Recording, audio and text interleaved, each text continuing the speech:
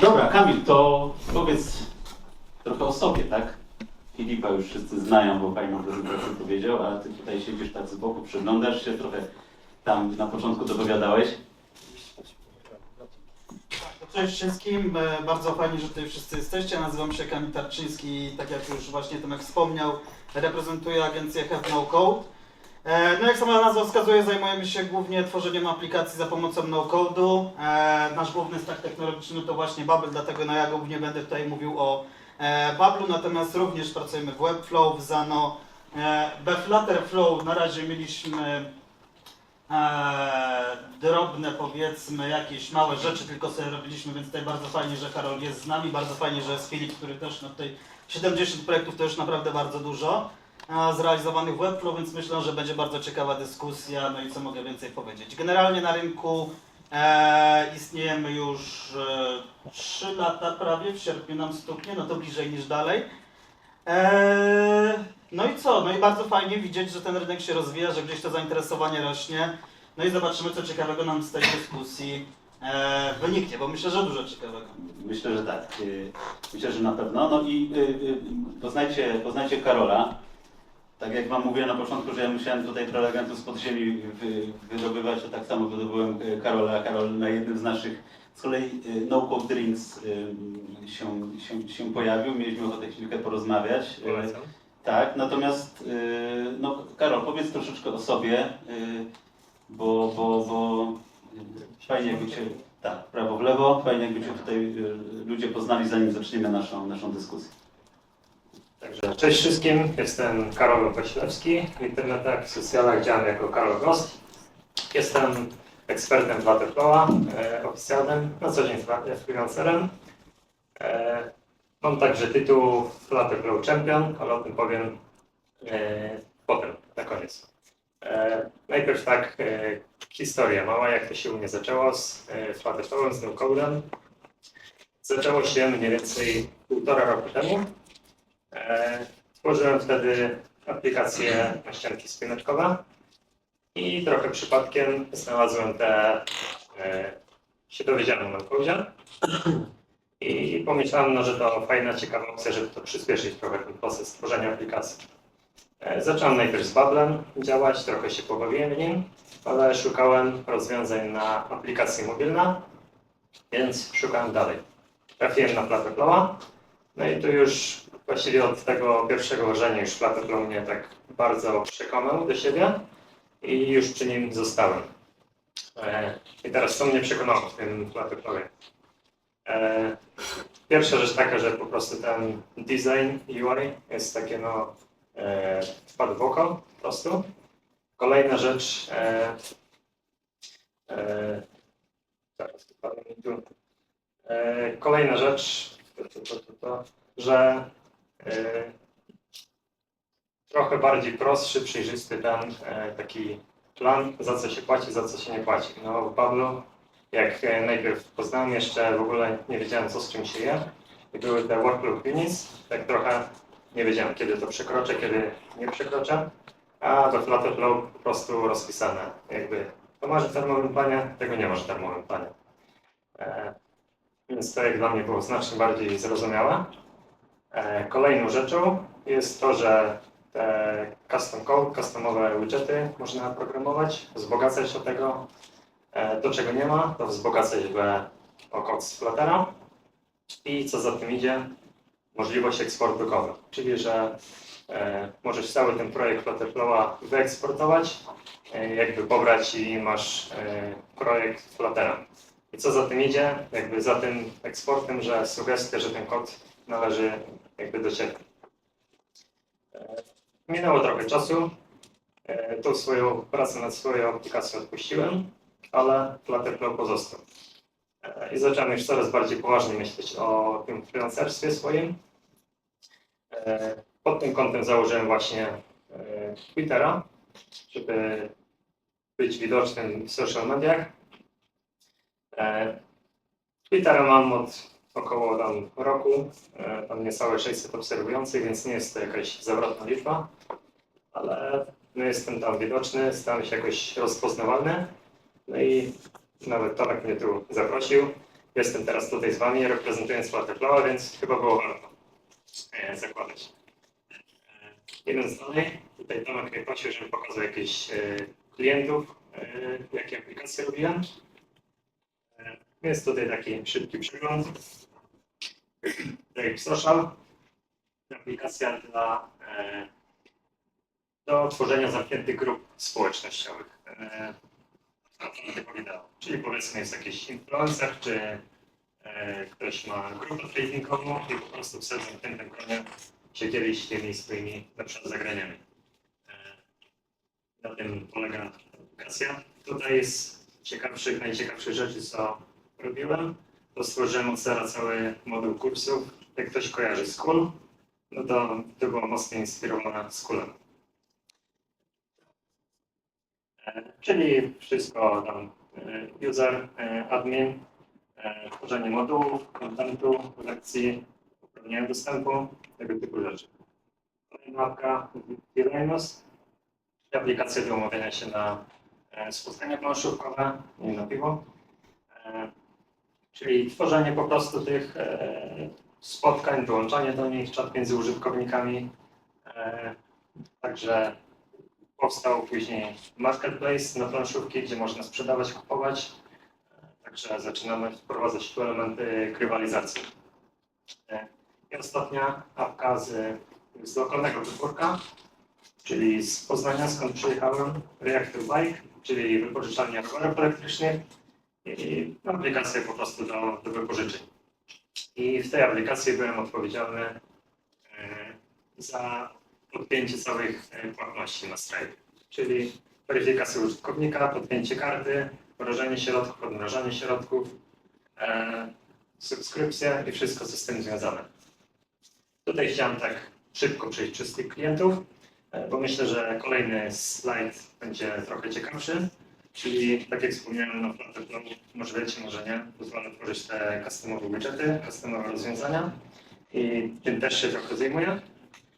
I tutaj jest przegląd tych rzeczy, które jakby napisałem w tym Flutterze już.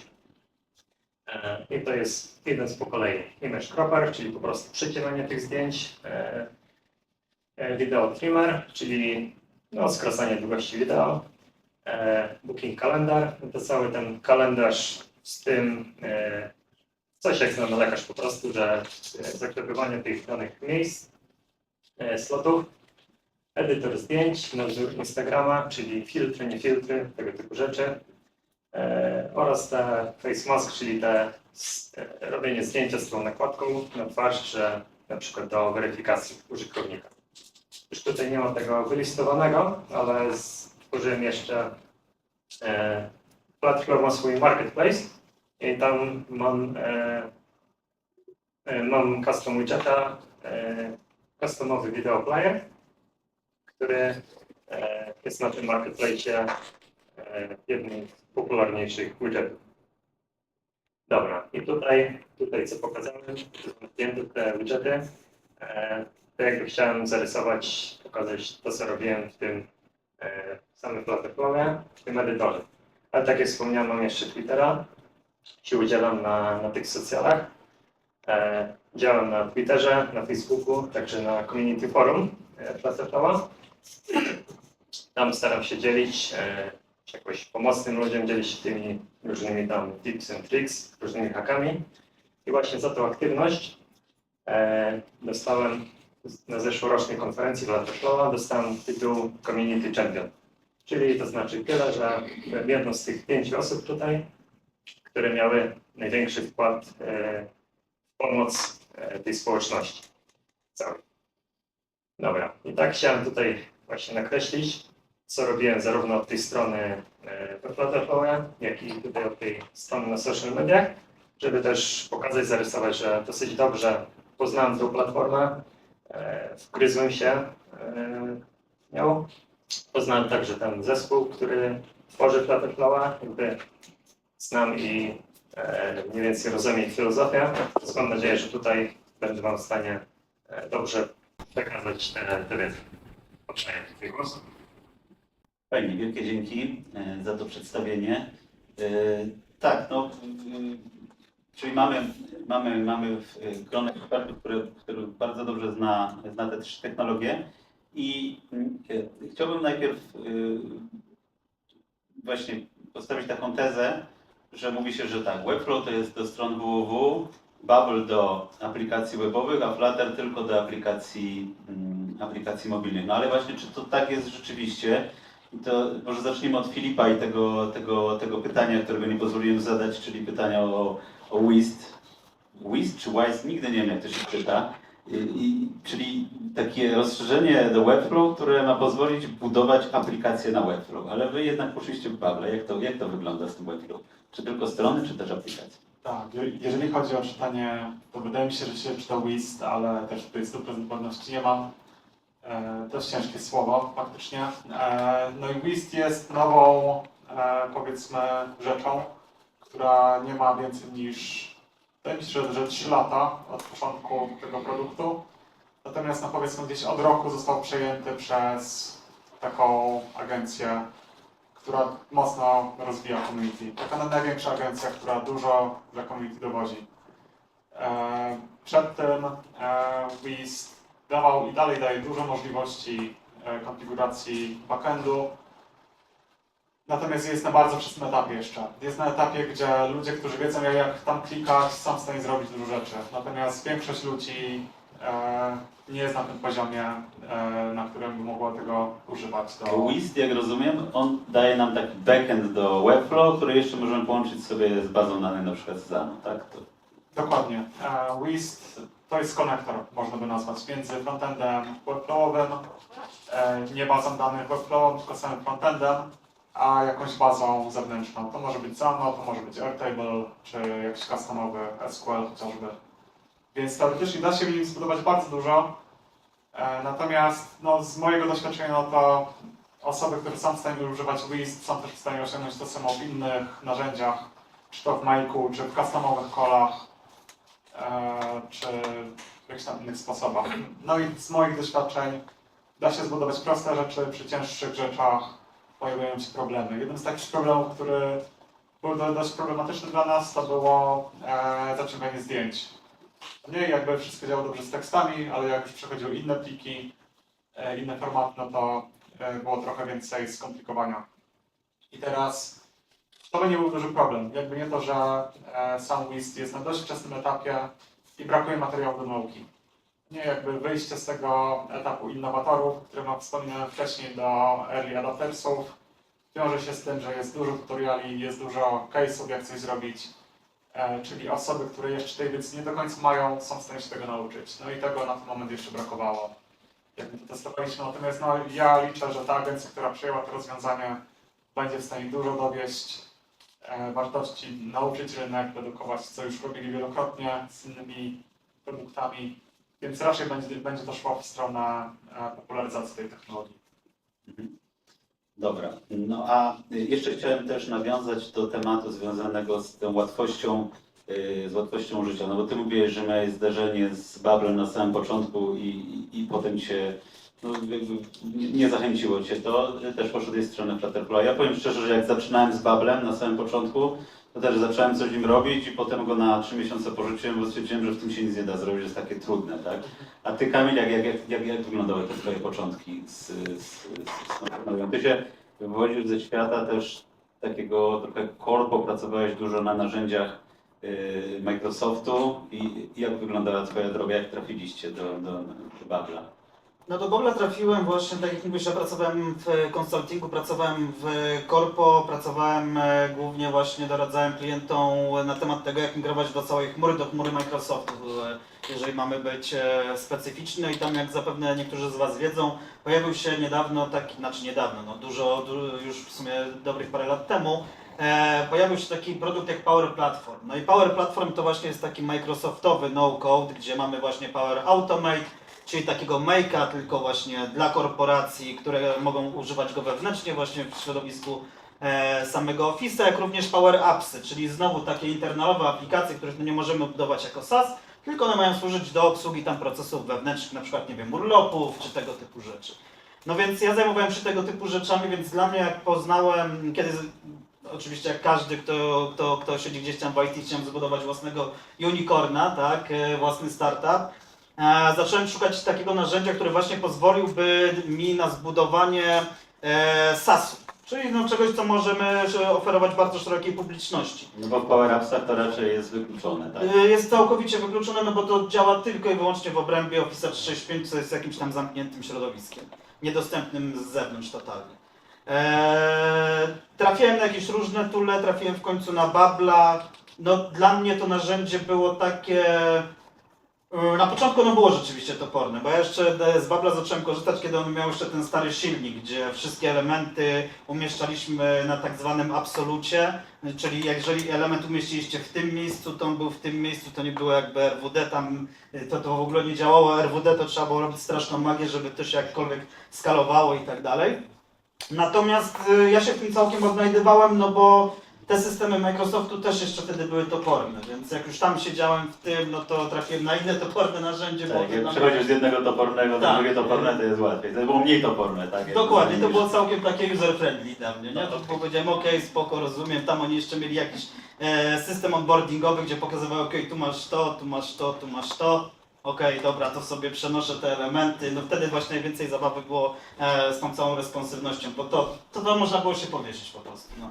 Ja Coś, co pamiętam, Webflow wtedy już właśnie miał i Webflow to Webflow działało. od zawsze tak miał bardzo fajnie ten design rozwiązany, to Bubble do tego dopiero musiał dojść, ale ja pamiętam, że jak ja miałem z kolei warsztat na No Code Days w zeszłym roku, w którym było bardzo dużo ludzi od Power Apps, Power Platform przyszli na ten warsztat, no to oni byli w ogóle w szoku, że w Bubble'u można tak prosto na przykład otworzyć okienko pop-up, czy wysłać maila, czy zrobić jakieś takie akcje, które są bardzo naturalne, a w Power Appsach no to trzeba kombinować. No zgadza się, też Power Appsy służą pewnie trochę do czego innego, bo tak jak mówię, to jest taki typowo korporacyjny, internalowe aplikacje, no to one nie muszą być takie, wiecie, super user-friendly. Tutaj właśnie też Filip wspominał wcześniej o tym UX-ie czy UI-u, który w Bablu właśnie no nie do końca wygląda właśnie tak jak w Webflow, gdzie w Webflow rzeczywiście ten cały interfejs wygląda zupełnie inaczej, czy we Flutterflow, no to też ten interfejs jest dużo bardziej przyjazny dla użytkownika, dużo według mnie bardziej zrozumiały. Budowanie workflowów na przykład w Flutterflow mamy po prostu drzewko i this then that, które no z perspektywy nawet kogoś, kto programuje, kiedy no, my już siedzimy w tym, no to jest to dużo po prostu bardziej czytelne, tak? Tam widzimy, że jeżeli kliknę tu, to mam jakiś conditional i zadzieje się albo to, albo to. W Bablu, chociaż pomimo tego, że mam jakieś ify, tak? Czyli jakieś warunki, że coś macie wykonać, jest po prostu jedna linia, no i teraz... Nie widać tego, tak. Dokładnie. Ale pracują nad przebudową tego edytora workflow, jak nad kilkoma innymi rzeczami, więc miejmy nadzieję. Od kilku lat, tak. Od kilku lat. Natomiast w ogóle Have No Code i wasze podejście jest nietypowe, bo wy łączycie wiele różnych technologii i też czasem, albo nawet często kod z no-codem, tak? I co jest też fajne. Powiedz coś trochę o tym. Zgadza się. No my w Have No Code, jak zakładaliśmy Have No Code, no to mieliśmy właśnie takie przeczucie, misję, nie chciałbym używać jakichś super górnolotnych słów, no ale wyszliśmy z założenia, że chcemy zrobić software house, prawdziwy software house, tylko po prostu tradycyjny software house z nietradycyjnym stackiem technologicznym. Tak to często określamy.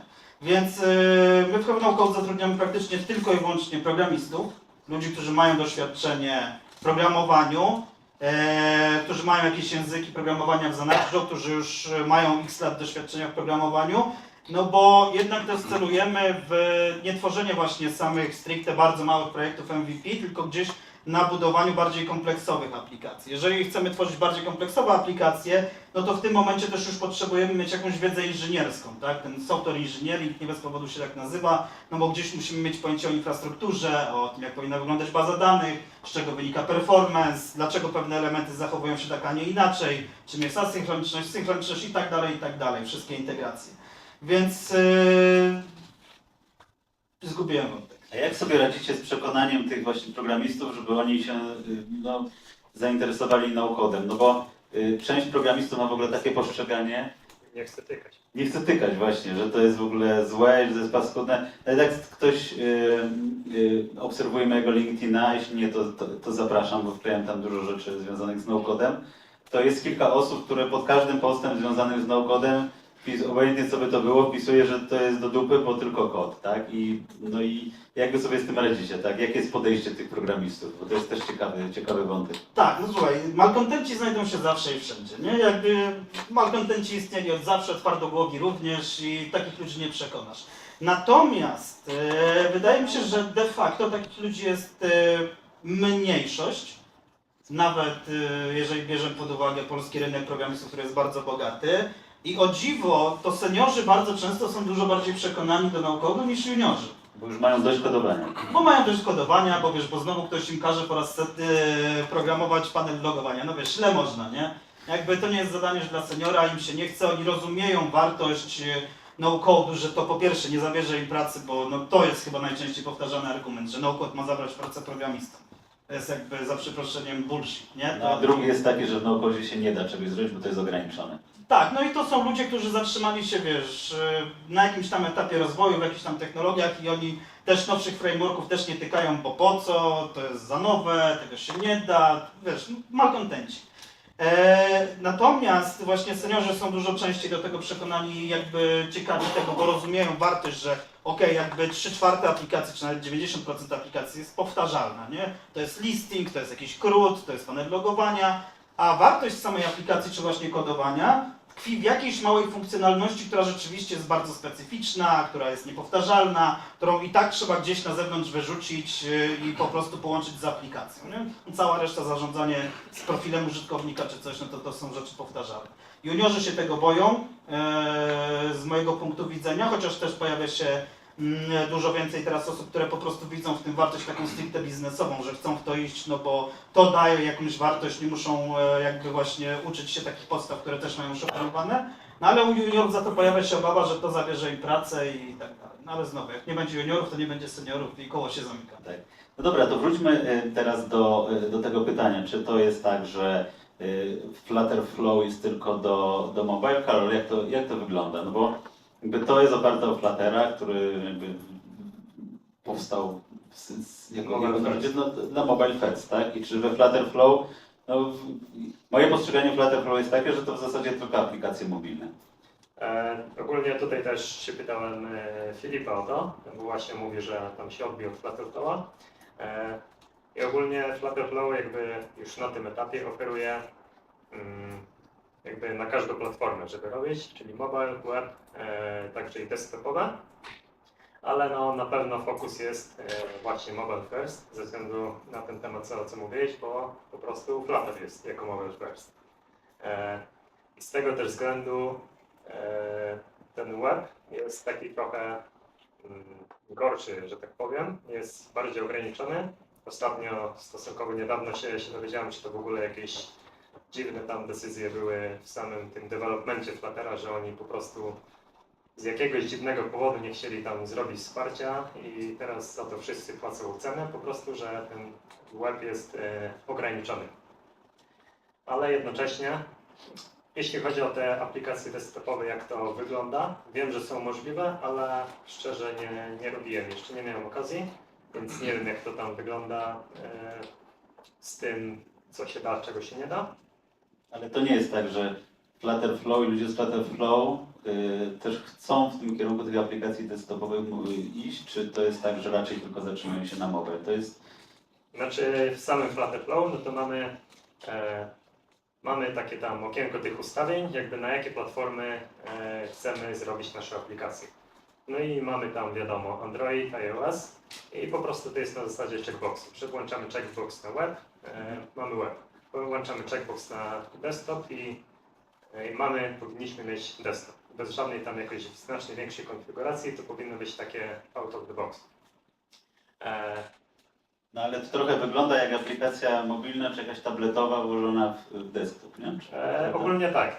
To, że całe to budowanie layoutu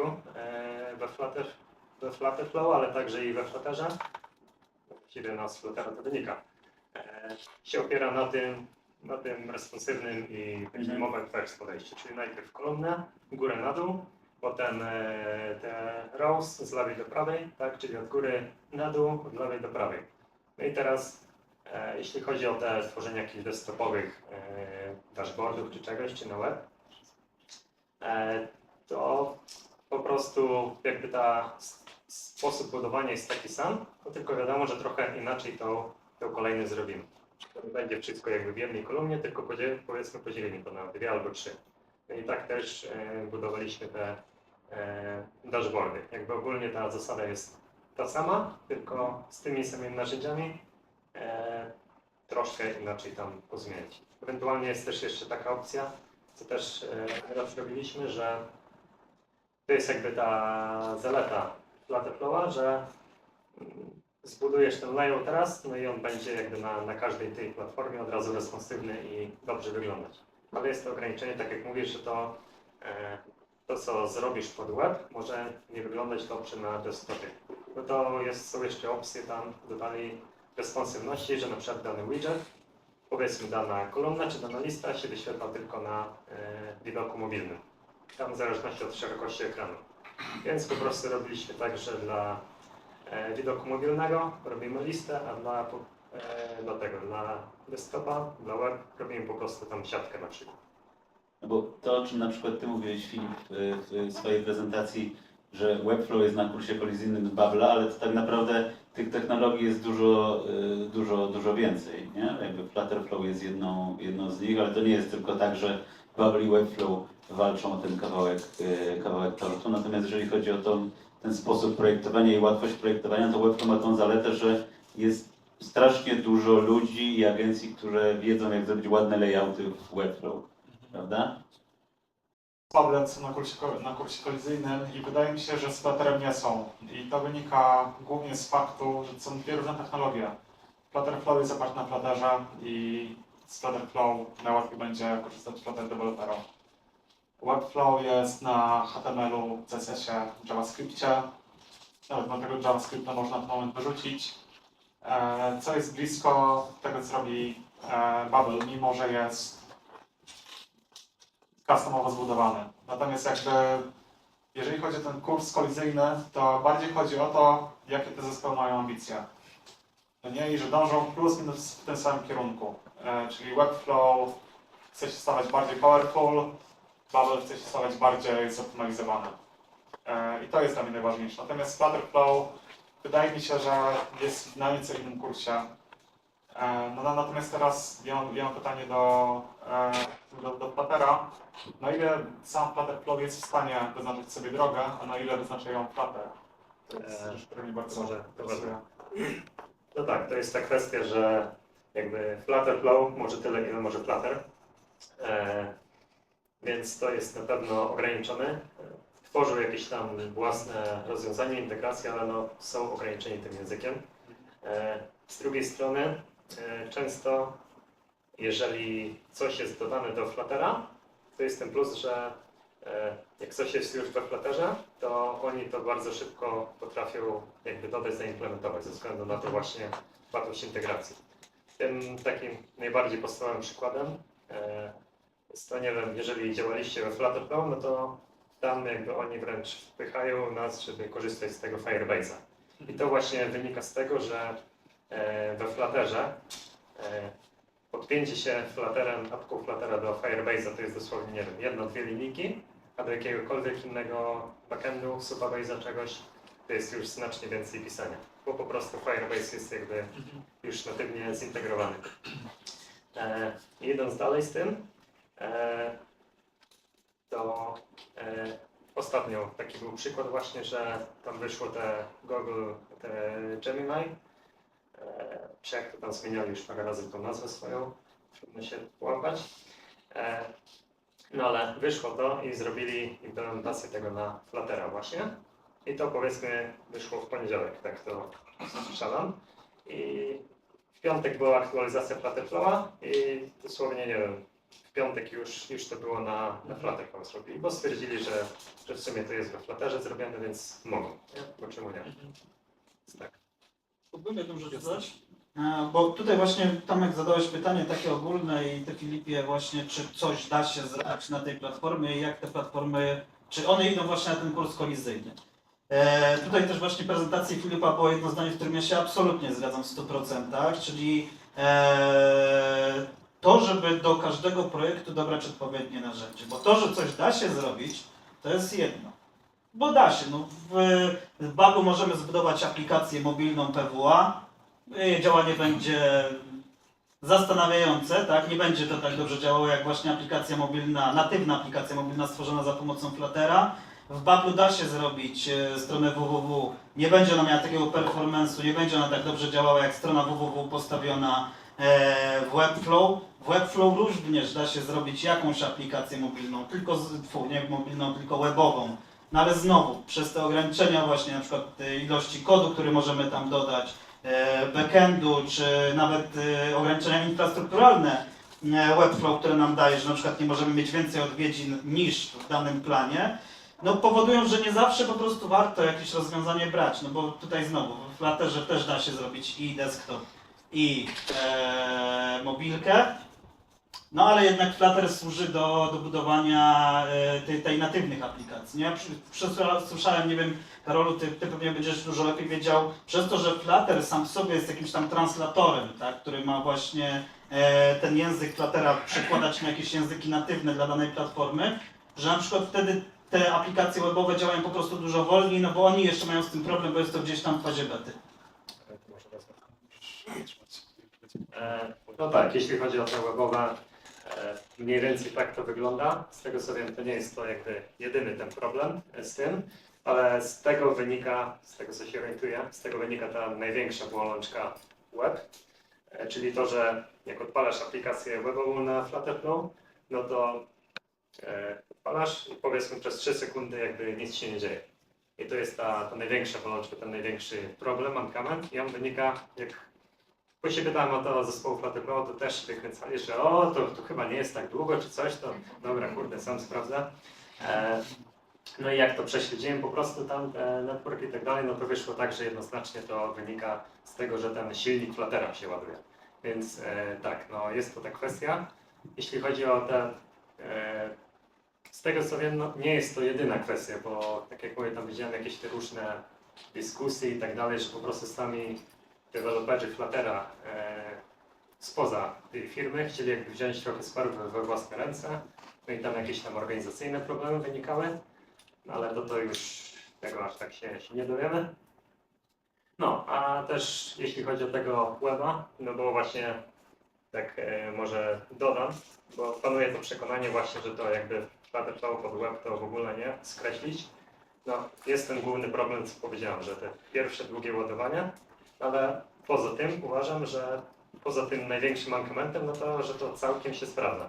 No, jest na pewno mniej integracji niż na mobilkę, niż te rozwiązanie mobilne, ale więc nie wszystko będzie, powiedzmy, nie wiem, notyfikacji nie zrobimy na web, przynajmniej tak natywnie, ale raz sprawdzałem, po prostu porównywałem ze sobą to, co mam na mobilce i to, co mam na webie, tą samą aplikację, no to poza tym pierwszym ładowaniem to całkiem sprawnie działało. Więc też nie chciałbym jakoś tutaj, żeby demonizować tego weba. Czy nie jest trochę gorszy, ale też nie jest tak zły, jak go malują. Może. Okej, dzięki.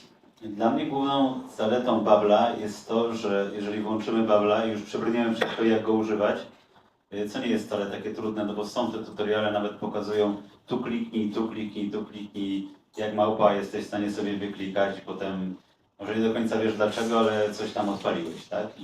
I to jest jakiś start, a potem jest naprawdę bardzo duże community, bardzo dużo tutoriali. To jest jedna z wielu zalet Babla. Tak, ale to akurat prawda i to się często dzieje w Bablu, że coś działa, ale nie wiesz dlaczego. Tak.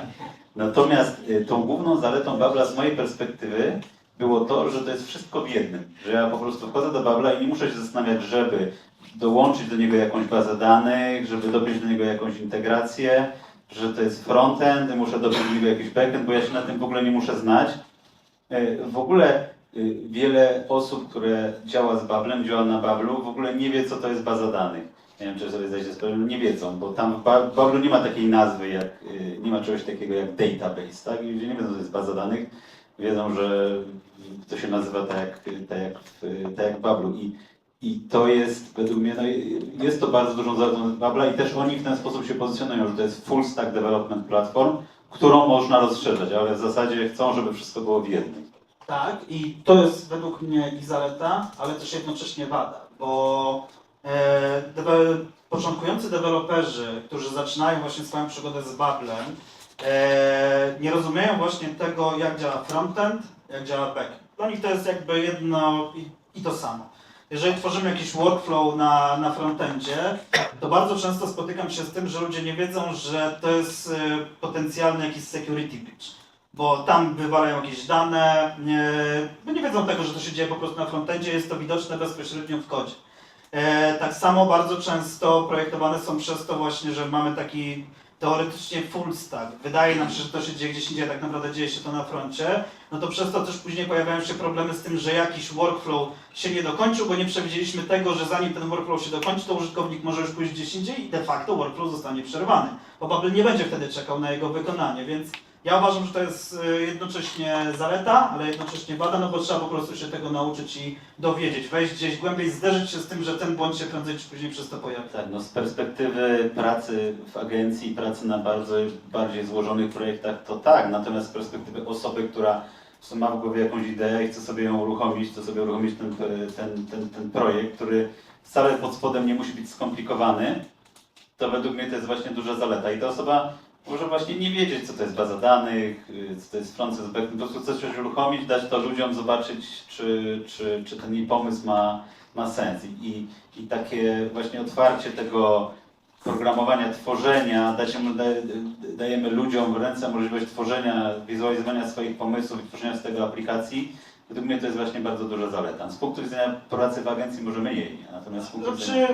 Z tym argumentem się absolutnie zgodzę, bo dzięki temu też po prostu, wiesz, no teraz ludzie nie chcą się skupiać, nie chcą na nic czekać.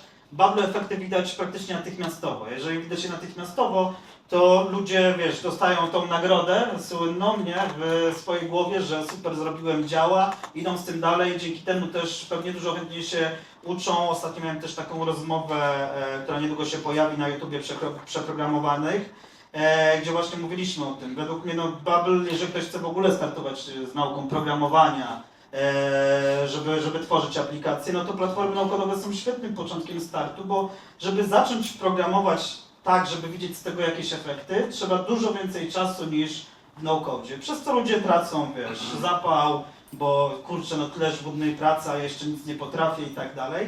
Zaczynając z no-codem widzą efekty od razu, trafią w końcu na tą ścianę, że będą musieli coś doprogramować, no ale wtedy już będą mieli to przekonanie, ok, warto, bo już wiem, że jak to zrobię, no to na przykład więcej zarobię, czy dodam kolejną funkcję, czy cokolwiek innego. Natomiast to też nie jest tak, że jesteśmy ograniczeni, że docieramy do ściany, bo to też często się pojawia, tak, że jest jakieś ograniczenie, czegoś się nie da zrobić. No ja przez 4 lata nie trafiłem na coś, czego się nie da zrobić, na przykład w Bablu, bo jeżeli czegoś się nie da zrobić, to albo ktoś to już zrobił i wypuścił plugin, albo można to dopisać JavaScriptem, albo jest jakieś API do tego, do którego się można dopiąć. No nie wiem, poprawcie mnie, jeśli się mylę, ale jakby ja nie znalazłem takich rzeczy, które by się nie dało funkcjonalnie zrobić w Bablu. To tylko jeszcze jedno dodam, bo tutaj Karol chciał sobie powiedzieć, że... To ja tylko szybko wtrącę, co mówiłeś o tym uczeniu się, że to mogę potwierdzić, że ja się nauczyłem Fluttera właśnie zaczynając od Flutterflowa i to w moim wypadku mega się sprawdziło, bo jak mam zaczynać się uczyć tego tam syntaks i tak dalej, to albo żeby uruchomić aplikację, to skonfigurować tam, to ja się za głowę łapię, a tak to już ten Flutterflow jest, tylko dodać tu trochę kodu i to znacznie łatwiej, znacznie bardziej przystępne to dla mnie było. Dokładnie, to co Tomku powiedziałeś, że trafię na ścianę, to mam na myśli to właśnie, że czegoś nie było w Bablu i trzeba było to dokodować i właśnie wtedy się pojawia ta potrzeba właśnie nauki kodowania.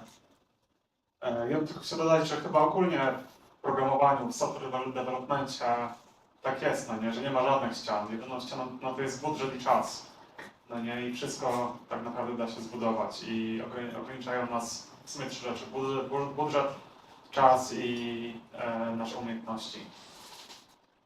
No i jak jest się wczesnym deweloperem, tak jak ja na przykład w Bablu, no to umiejętności są kluczowym ogranicznikiem. Ja bardzo często trafiam na problemy, których nie potrafię rozwiązać. Natomiast wydaje mi się, że raz trafił na taki, który był bardziej poważny, czyli chcąc odpalić jakiś machine learning na obrazach, nie byłem w stanie znaleźć API, które byłoby dostępne i które mógłbym wykorzystać w Bablu. No i musiałem sam napisać backendową aplikację, która mi przetwarzała te 2 obrazy i wyciągała z niej, jakby dawała output, który chciałem osiągnąć. Więc Nawet jak już nic, nie ma żadnego API, żadnego zewnętrznego toola, żadnego open source'a, nie ma nic w Pablu, no to też zawsze można samodzielnie coś napisać. Amen. Tak, to mi bardziej chodziło o to, że część ludzi myśli, że nie da się na przykład, bo ja się często się pytam z takimi pytaniami, czy Babla da się na przykład połączyć przez API z czymś, tak? I to jest tak, że czy to na pewno się da. No, oczywiście, że się da i większość platform się da, ale są też takie, które mają ograniczenia, nie da się dołożyć custom kodu i tam rzeczywiście te ograniczenia są. W Bablu takich ograniczeń nie ma. Natomiast jednym z ograniczeń Babla, z którym często ludzie podnoszą, jest brak możliwości eksportu kodu, czyli że ja mam swój kod i ja go chcę sobie wyeksportować, to jest moje, tak, żebym ja go gdzieś miał. I bo tak z perspektywy agencji, czy wy pracując dla klientów, to oni to podnoszą, gdzie jest mój kod i czy ja go będę mógł sobie wyeksportować, jak to wygląda? Tego typu problemy pojawiają się głównie, wiesz, w jakichś takich branżach, które są czy mocno chronione, czy mocno opisane prawem, na przykład bankowość. Nie? No tam oni po prostu mają taki wymóg, koniec, kropka. Oni muszą mieć to u siebie, oni muszą móc przejrzeć każdy przecinek, wszystko, no bo taki jest wymóg.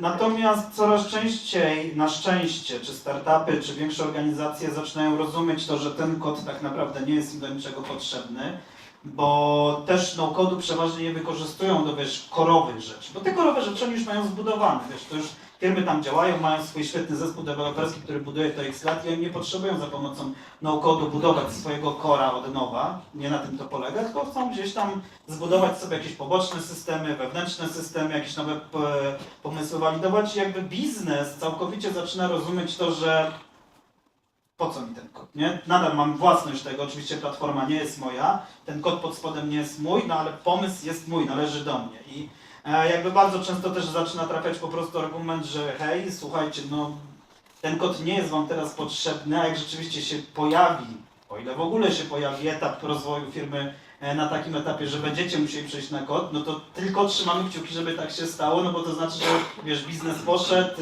ma nie wiem, 1 000 000 użytkowników miesięcznie, tak, no i rzeczywiście no, ten no-code przestaje się po prostu opłacać na przykład z finansowego punktu widzenia, no bo platformy no-codowe są po prostu resellerami tego capacity chmurowego, no to wiadomo, są po prostu drożsi, nie? Oto wtedy może takie kalkulacje miałyby sens, no ale umówmy się też, że do takiego punktu po prostu rzadko dochodzi. I ja coraz rzadziej spotykamy się z tymi pytaniami właśnie o ten kod stricte. No ja pamiętam, jak mieliśmy Software House, mieliśmy klientów takich, którzy chcieli mieć kod zdeponowany na płytce CD u notariusza i że to jest ich. I oczywiście to zrobiliśmy, ale tak, przecież to był kod powiedzmy zrobiony w roku, nie wiem, 2004, no i wyobraźmy sobie, że teraz po 20 latach wyciągamy tą płytkę CD od notariusza, bo kod jest ich i dajemy to komuś i mówimy, no dobra, to teraz rozwijajmy to dalej, nie? No, Dobrze, że To nie teraz ma dyskietka. nawet CD w ogóle. dokładnie, nie? To po pierwsze nikt nie będzie miał czytnika, więc to trochę Dobrze, tak... że nie dyskietka. No dobrze, że nie na dyskietkach, prawda? Ale to właśnie to jest trochę pokazanie tego, że gdzie, po co nam ta własność kodu i co zrobimy z tym kodem. To jakby to takie podnoszenie tego kodu do rangi jakiejś wielkiej wartości i że to jest mój kod.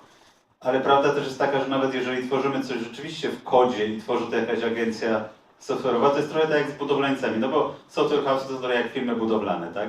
Przyjdzie następny, no to zaczyna od powiedzenia tego, że ale panu tu spieprzyli, trzeba wszystko przepisać. Więc to i tak w ten sposób to wygląda, więc taka jest moja perspektywa. Ja mam tutaj dość inne zdanie na temat tego eksportu i mam kilka argumentów, które wydaje się, że może mi się uda Was przekonać, że ten eksport nie jest taki ważny. Pierwsze, jakby dyskusje o eksporcie kodu zazwyczaj są wśród deweloperów, mniej wśród biznesu.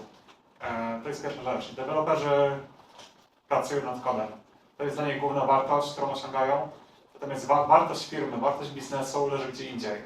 Są zwalidowane pomysły, zwalidowana wiedza, to jest baza użytkowników, to jest możliwość odtworzenia różnych rzeczy. Więc to jest jeden z argumentów, które dla mnie są bardzo ważne. Drugi argument to akurat na webku, który daje możliwość eksportu kodu. Nie zdarzyło nam się ani razu z tego skorzystać. W firmie przeprowadziliśmy już ponad 100 projektów. Natomiast są projekty, które już po 4-5 razy przepisaliśmy od tego czasu. To nie, więc jakbyśmy nie mieli możliwości eksportu kodu, a chcieli zmigrować z tej platformy, bylibyśmy to w stanie zrobić już 5 razy. No nie, więc to jest kolejna rzecz, która jest też według mnie dość ważna, że ten kod sam w sobie jest na ten moment aktualny, a za jakiś czas może nie być aktualny. No i No i ten czas się staje coraz krótszy, tak? Ten czas życia aplikacji to nie jest 15 lat, 20 lat, tak? Nawet nie 5. tak, dokładnie. Jeszcze miałem trzecią rzecz, ale mi teraz uciekła z głowy, ale może za chwilę już wpadnie. No a właśnie pytanie do Karola, bo wspomniałeś o tym eksporcie kodu z Flutterflow. Czy ten kod Fluttera, który wygląda w Flutterflow, to jest rzeczywiście taki kod, który może wziąć Flutter developer i powie, to jest dobry kod, ja na nim będę pracował? To jeszcze zanim odpowiem na Twoje pytanie, to się ustosunkuje do tego, czy ten eksport kodu jest potrzebny, czy nie. Myślę, że to teraz po prostu daje, nawet jeśli to nie jest używane czy coś, to daje takie poczucie bezpieczeństwa, że to mam po prostu, że to mogę mieć na tej płytce CD chociażby. Zwłaszcza teraz, jak jest ten boom na te rozwijanie prywatności całej i tak dalej. Jeśli chodzi o ten eksport kodu, właśnie też to twórcy Flutterflowa lubią to tak reklamować, że możecie wyeksportować ten swój kod i przekazać go zespołowi deweloperów, żeby dalej nad nim pracowali. Teraz moja rada jest taka, nie róbcie tego. To polega na to, tak jak wcześniej Tomek wspomniał, że po prostu jak ogólnie deweloperzy są nastawieni negatywnie do no-code'u, to ci z Fluttera są tak uprzedzeni strasznie do Flutterflowa, że to jest aż zastanawiające. I no to tam wynika z paru rzeczy. Główna rzecz jest taka, że oni uważają, że ten kod jest słabo napisany. No bo co? No bo można wyeksportować ten kod, no to eksportujesz kod i można wszystko przeczytać, co tam się dzieje. No i ci deweloperzy to czytają, no i no, kto to panu tak spieprzy, tak? No ja bym to lepiej napisał. No tak, no. Deweloper by to lepiej napisał, no bo to nie jest jakby automatycznie generowany ten kod. Więc raczej deweloper nie będzie zadowolony z jakości tego kodu. No i pytanie, czy to jest jakikolwiek problem, tak? No bo jeżeli to spełnia swoje funkcje, jeżeli to działa, no to wystarczy chyba.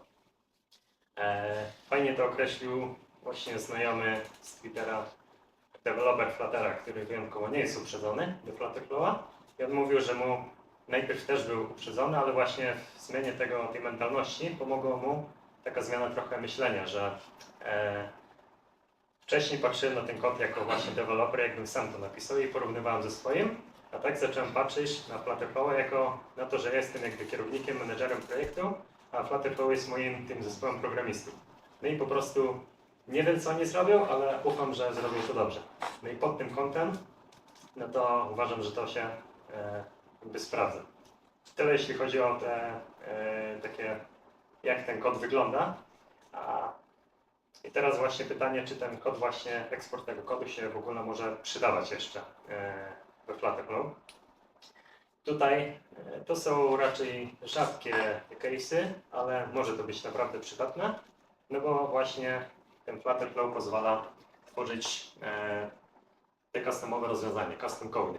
No i te custom code, jak to na mobilki, to no to różne tam zezwoleń wymagają, te permission, tego typu rzeczy. No i powiedzmy trzeba dodać tam jakąś tam linijkę kodu, że tam w tym manifestie Androida, że to wymaga tego i tego, taką linijkę dopisać. No i Flutterflow ze względu na to, że to jest tam edytor, tam nie ma takiej rzeczy, to jakby nie ma opcji, żeby tego dodać, więc gdyby nie było opcji eksportu kodu, no to tam cały ten, nie moglibyśmy tego zaimplementować, tego kodu, tego widgetu, ale dzięki temu, że jest eksport kodu, no to jakby nie wszystko stracone, no bo możemy wyeksportować ten kod, dodać tą linijkę, której potrzebujemy, no i już taką aplikację tam robić deploy na sklepy, testować i tak dalej. Okej, czyli w ten sposób, że możemy sobie tam coś dopisać tego kodu, który wyeksportowaliśmy. A ja jeszcze tylko dodam, że jeżeli potrzebujemy eksportu kodu po prostu, żeby on był, żeby powiedzieć, że jest jakiś kawałek kodu, który jest, nie wiem, robimy projekt unijny i trzeba pokazać dowód, że coś stworzyliśmy, to w Bablu jest eksport kodu, tak? Możemy sobie wyeksportować całą aplikację, tylko nie uruchomimy jej nigdzie poza Bablem. Natomiast na przykład czasem po prostu dla celów dowodowych kod musi gdzieś gdzieś być, więc to zadanie wtedy to spełnia, no bo to wtedy wyeksportujemy sobie ten kod i możemy mieć plik z aplikacją Babla. Mało osób o tym wie, ale rzeczywiście w Bablu jest możliwość eksportu kodu, tylko to jest kod Babla, tak naprawdę jeden duży JSON. Dobra, jeszcze temat bezpieczeństwa, bo to on jest często poruszany. W Bablu jest tak, że ty już o tym powiedziałeś, Kamil, że osoby, które wchodzą do Babla i na wariata klikają i cieszą się, że coś im działa, a potem się okazuje, że coś źle zrobiły i jest na przykład jakiś security leak. W ogóle, czy słyszeliście o takim przypadku, że był jakiś wyciek danych z aplikacji Babla no-codowej, albo był jakiś włam na aplikację Babla, albo we Flutterze backendu? Ja nie słyszałem o czymś takim. Czy to jest dlatego, że to jest kwestia czasu, bo to jest zbyt młode? Jak myślicie? Znaczy, o przypadku samym sobie nie słyszałem. Myślę, że nawet gdyby taki przypadek by się zdarzył, to raczej nikt też by nie podnosił tego, że to było w no-codzie, Reactie czy czymkolwiek innym napisane. Po prostu aplikacja X miała security breach, wyciekły dane that's it, więc pewnie To się zdarza ciągle, tak? To się zdarza ciągle. Natomiast jeśli chodzi o samo bezpieczeństwo, no to platformy same w sobie oferują bezpieczeństwo. Tak? No one stoją na chmurach, więc jakby zapewniają bezpieczeństwo infrastruktury. I to jest bardzo ważne, co trzeba na temat tych platform wiedzieć, że mamy zapewnione bezpieczeństwo infrastrukturalne. Czyli nie musimy się martwić o to, że ktoś się włamie na nasz serwer, one są pewnie zabezpieczone, że ktoś nam się włamie do bazy danych. Natomiast my jako deweloperzy musimy zawsze pamiętać o tym, że nadal musimy dbać o bezpieczeństwo logiczne aplikacji. Czyli czy jeżeli użytkownicy się logują, to czy ich dane są zabezpieczone właśnie za pomocą czy privacy rulesów, czy w Webflow jest to oparte na czymś innym. We Flutterze no to w ogóle jest jakby oparte jeszcze co innego, bo Flutter tworzy samą aplikację mobilną, ale nie bazę danych. Baza danych siedzi na przykład w Firebase'ie, Supabase czy jakimkolwiek innym backendzie. Więc to tam musimy zadbać o to bezpieczeństwo, żeby no, logicznie nie było można się do niego dostać i no, to jest nasze główne zadanie. A cała reszta, czy wszystkie te platformy, o których tutaj mówimy, mają wszystkie certyfikaty bezpieczeństwa typu ISO, typu SOC, ZANO ma też możliwość do kupienia HIPy, czyli całego tego medycznego pakietu, więc no, myślę, że jeżeli chodzi o bezpieczeństwo, to też jest już w obecnych czasach totalny mit. Natomiast jeszcze w przypadku Babla plusem jest to, że są takie startupy jak na przykład Flask, który można sobie dopiąć naszej aplikacji Babla i on nam zrobi audyt bezpieczeństwa, pokaże nam co jest nie tak. Natomiast w przypadku Xano możemy sobie narobić bardzo dużej krzywdy, jeżeli nie wiemy co robimy, bo Xano ma bardzo duże możliwości, ale w bardzo prosty sposób na przykład wystawić wszystkie dane po API bez żadnej walidacji. Bubble no też teoretycznie jest to możliwe, ale tam nas to jakoś pilnuje. W Xano nas nie pilnuje, bo Xano zakłada, że no już wiemy co robimy. Wydaje mi się, że to jest globalny problem w developmencie i teraz pomyślmy, jakby to było, jakbyśmy nie mieli żadnych ograniczeń na przykład w architekturze. Jakby każdy mógł sobie teraz zaprojektować swój dom albo swój wieżowiec lepiej i sobie stawiał, nie wiem, bez studiów, bez niczego, ma taką wizję, sobie teraz wybuduje wieżowiec. Co może być nie tak? No nie? No to jest duża szansa, że on się zawali. Tak samo, jeżeli mamy deweloperów, czy osoby, które budują aplikacje, nie mają pojęcia, co tam robią. To nieważne, czy ją budują w Bablu, czy ją budują w Reactie, w tradycyjnym developmencie. Jest duża szansa, że coś tam pójdzie nie tak. No nie? Jeżeli pilnują jakichś prywatności, jakichś tam ważnych obszarów. Czy odpalą na przykład całą bazę danych użytkowników na frontendzie. I jest duża szansa, że nikt tego nie wyciągnie, przynajmniej na wczesnym etapie, no nie? No bo nie każdy potrafi tak rzeczy robić. I ona będzie tam dostępna sobie przez rok czy przez pół roku, aż w końcu albo się deweloper nauczy, albo ktoś mu zwróci uwagę, albo wycieknie, no nie? Natomiast żeby też nie być tutaj jakby gołosłownym i mówić tylko o młodych deweloperach, no to przecież cały czas słychać o jakichś tam breachach w dużym świecie technologicznym, czy to w Google, czy to w Facebooku. Google nawet daje nagrody za wyłapanie jakichś tam breachów w infrastrukturze. No wczoraj wyciekła cała baza danych Ticketmaster. Dostałem maila właśnie, że jak ktoś kupował widy przez Ticketmaster, to lepiej sobie tam pozmieniać. no takie samo hasło albo coś, bo wiecie, chyba 60 milionów kont, tak? Ticketmaster nie jest w Bablu, ani nie na Upwork. To zbyt stara aplikacja, więc wszędzie się zdarza. Co tutaj Filip dał, że to w sumie jest pokłosie tego, o czym gadaliśmy, że to tak mi się wydaje, że jakby no-code cały jest tworzony tak z tą myślą, że to każdy może tworzyć tę aplikację, że jakby niczego nie potrzebujesz, możesz od razu zaczynać. No i myślę, że to jest ten brak jakby bezpieczeństwa jest pokłosiem tej właśnie decyzji, że jeśli jakby promujemy to, że możesz szybko zacząć, no to jakby siłą rzeczy nie będziemy wymagać, że ale wiesz, ale musisz pamiętać o tych zasadach i tak dalej, żeby to dobrze zabezpieczyć. No bo użytkownik właśnie nawet może o tym nie myśleć, nawet może nie myśleć o konsekwencjach, a w danej chwili mu to tylko utrudnia pracę. Jeśli chodzi o Flutterflowie, to w sumie gadaliśmy wcześniej o tych all-in-one, jak Paweł. No Flutterflow ma to zewnętrzne. W sumie tak szybko powiem, że to właśnie to Firebase, głównie na Firebase się opiera. Ma budowane także Supabase, jak ktoś potrzebuje inne, no to po API. No i ja uważam, raczej jestem przeciwnikiem takich all-in-one, no bo jak Flutterflow jest do frontenda, Firebase jest do backenda, no to lepiej, żeby każdy się zajmował jakby tym, czym że tak powiem, się zna. To wyjdzie lepiej, szybciej i właśnie pod kątem bezpieczeństwa bezpieczniej. I w temacie tego bezpieczeństwa, no to w Firebase mamy uprawnienia, po prostu jak tworzymy tam dokumenty, collections, to ustawiamy uprawnienia, jaki użytkownik może jak się dostać do tego. W przypadku Supabase mamy Row Level Security, który tam definiujemy.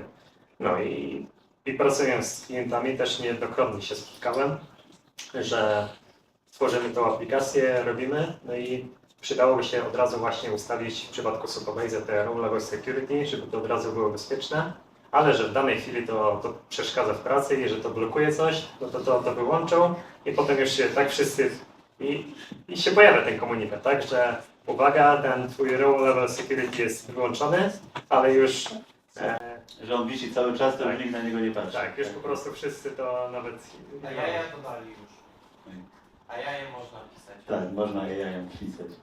Ja jeszcze, według mnie na przykład, część osób mówi, że to jest źle, że jest takie podejście tych platform, że każdy może każdy może tworzyć, każdy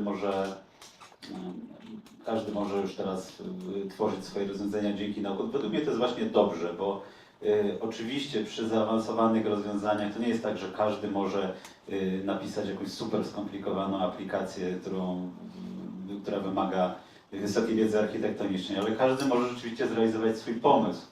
I to jest właśnie fajne, bo większość pomysłów nigdy nie dojdzie do etapu takiego, że ma chociażby jednego użytkownika, który jest tym zainteresowany, a kolejna znakomita większość nie dojdzie do takiego etapu, że ma chociażby jednego płacącego użytkownika. Więc to, że każdy może zacząć i za te $30 miesięcznie, a jak wykorzysta ten kod, co nam dał Bubble, to w ogóle za zero przez 3 miesiące, może po prostu spróbować i stworzyć coś, co ma w głowie. A każdy ma w głowie jakieś pomysły, tak?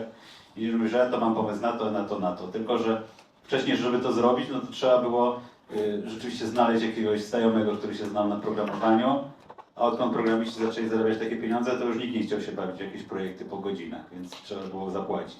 A teraz można zrobić to samemu i według mnie to jest główna zaleta tego. No oczywiście, jeżeli ktoś chce robić apki za pieniądze, chce sobie robić agencję, no to fajnie, żeby to wszystko miało ręce i nogi, ale jeżeli ktoś po prostu chce zrealizować swój pomysł, według mnie po prostu trzeba zacząć to robić.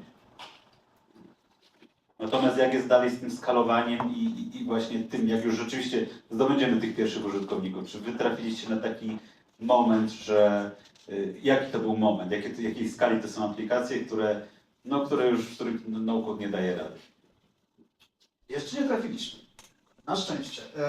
Odniosę się jeszcze troszkę po części do tego, co mówiłeś wcześniej właśnie o tym, czy to dobrze, że te platformy to dają. Wiesz, 100 lat temu nie wszyscy potrafili pisać, nie? I czy to było dobre? No wiemy, że jak większość społeczeństwa zaczęła być piśmienna i nauczyła się czytać, no to rozwój ludzkości po prostu przyspieszył, poziom życia jakby ludzi zaczął wzrastać i tak dalej, nie? Więc mam trochę do tego takie samo podejście, że jak większość ludzi będzie potrafiła jakoś rozwiązywać problemy, no, gdzie większość jakby świata biznesu, czy nie tylko biznesu, ale też codziennego po prostu się toczy gdzieś tam teraz w sieci za pomocą właśnie usług cyfrowych, automatyzacji. Super, ci ludzie wpadną na jakieś pomysły, na początku te realizacje nie będą super, ale pokażą, że się da, bo im właśnie nikt nie powiedział, że się nie da. Będą pokazywali, że warto w coś zainwestować i znajdzie się ktoś, kto to zainwestuje i jakiś kolejny obszar sobie poprawimy, zautomatyzujemy czy cokolwiek innego. Natomiast czy my trafiliśmy na taką aplikację, którą trzeba było przepisywać na zwykłe rozwiązanie? Nie trafiliśmy. Mamy kilka takich projektów naprawdę już mocnych, które rozwijamy na przykład już 2,5 roku z zespołem 4-osobowym, wiesz, na full etat każdy z tych deweloperów pracuje w Bablu, więc no to jest gigantyczna aplikacja. Mamy aplikację, która niedawno zadebiutowała, którą odwiedza, ma tam chyba około 500 000 odwiedzin miesięcznie. Jest całkowicie zbudowana w Bablu, plus tam drobne rzeczy wyrzucone do ZANO w ramach optymalizacji. Jakby nikt nie czuje tego, że one zostały stworzone w no-code, że jest jakaś potrzeba przepisania tego. A tutaj, czy to są czy one są cały czas na tych planach chmurowych, tych tam za kilkaset dolarów, czy to już jest ten plan droższy? Nie, są za kilkaset dolarów. Okej. Jakby to nie są nadal takie koszta, które by kogokolwiek mogły przerodzić, nawet solo foundera, wydaje mi się. No tak, jak masz już 500 000 miesięcznie, no nie dolarów, tylko użytkowników, ale to powiedzmy, że jeżeli przy tej skali cię nie stać, żeby wydać tam 100 czy 200 dolarów, no to znaczy, że coś jest nie tak z tą aplikacją. Tak? Dokładnie, znaczy, że no tutaj chyba przestrzegałeś trochę z pomysłem na swój biznes i coś się tutaj nie zgina, nie? Tak. Dobra, to może właśnie przejdźmy do pytań, tak? To, żeby troszeczkę oddać głos publiczności, już tutaj biegnę z mikrofonem. Pierwszy, byłeś pierwszy. Tomek był pierwszy, sorry. Siedział za tobą, nie wiedziałem, ale pierwszy podniósł. Dobra, cześć. Ja chciałem tylko zapytać i pociągnąć ten wątek, kiedy powiedziałeś, że masz 500 000 wejść przez użytkowników. Jak się to przekłada na zużycie tych workflow units?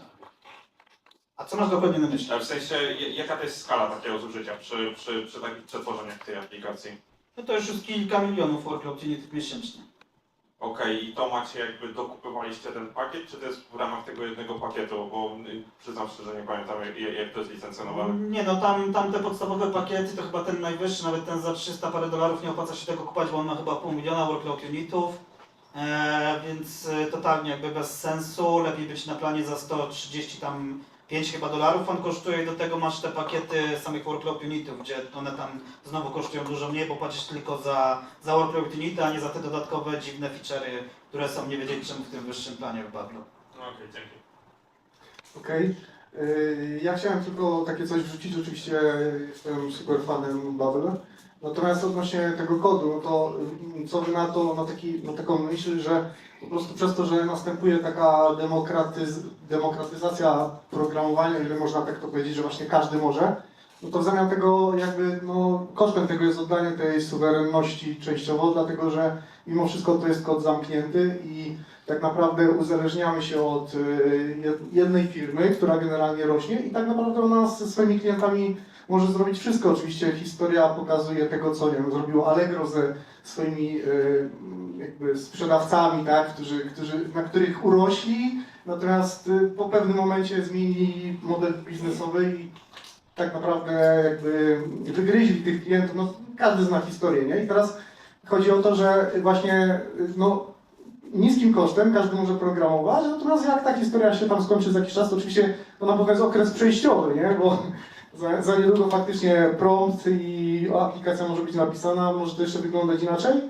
I teraz no, tam sobie ludzie programują, ale jakby jak to dalej postąpi, no to jakby na własne życzenie też pomagamy jakby tworzyć byt, który na pewno kiedyś nas wchłonie w pewien sposób, nie? To ja tylko wypowiem się w kwestii Babla, no bo tutaj panowie myślę dużo lepiej wypowiedzą się w kwestii czy Flutterflow czy Webflow. Z jednej strony oczywiście masz rację, Babel z drugiej strony obiecuje, że w razie gdyby musieli się zamknąć czy cokolwiek innego, on odda cały ten swój know-how jako open source. Więc no, gdzieś będziemy mogli dalej kontynuować tę pracę. Oczywiście pewnie może zdarzyć się taki trochę scenariusz podobny do tego z Allegro, czyli że nagle powiedzą, że wiecie co, windujemy ceny razy 3 w górę. no i co nam zrobicie? Taki scenariusz już się trochę raz pojawił w Bablu, rok temu bodajże, kiedy właśnie Babel zaczął przychodzić na te plany pay as you go, takie nazwijmy w dużym skrócie, czyli właśnie, że płacimy za zużycie jakieś tam realne.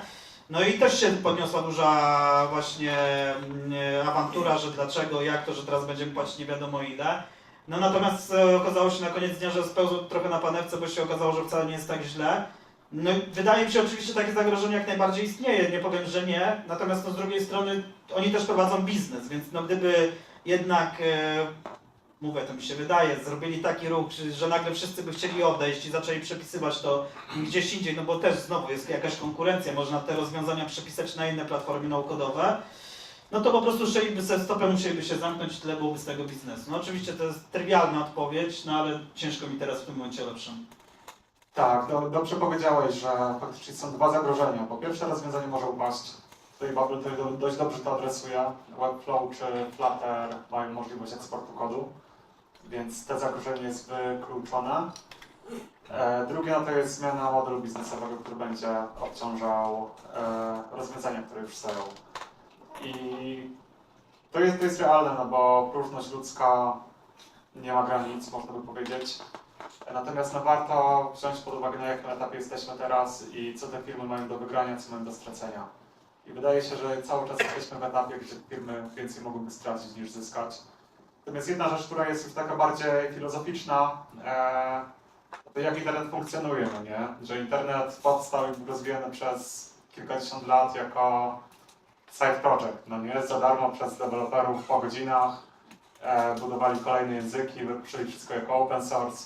Ludzie mają problem, żeby płacić $20 za hostowanie swojej strony.